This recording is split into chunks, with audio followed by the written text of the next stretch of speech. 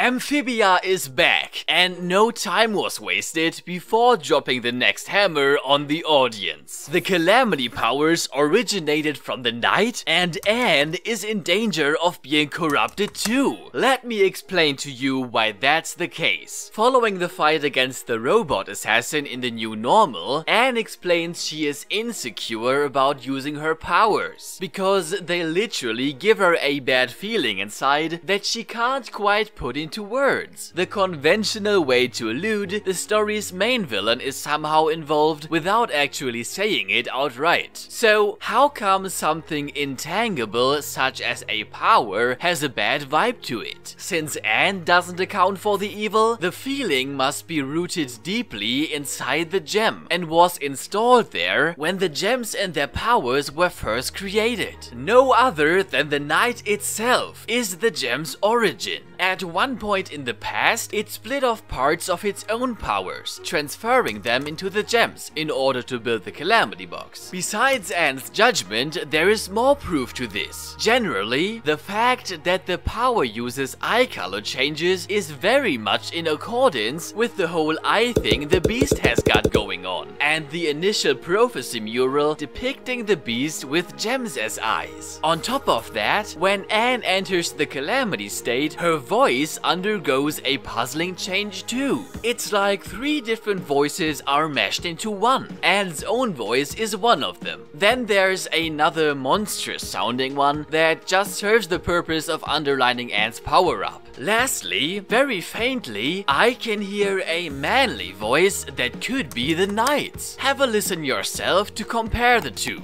Don't you think it's time to say goodbye to those childhood friends of yours? You've got another thing coming. Considering all of what we just jotted down, the whole picture implies that a real part of the Knight is living inside of Anne. Pouring its powers into the gems could be equal to pouring a part of its soul into them, much like the Lord of the Rings Sauron did. In that case, Anne's bad feeling is more than a feeling. Rather, it's the Knight's influence on her. The physical tolls resulting from using the powers thus are actually caused by the beast's overwhelming presence, and imply that its influence on Anne is way more dangerous than initially thought.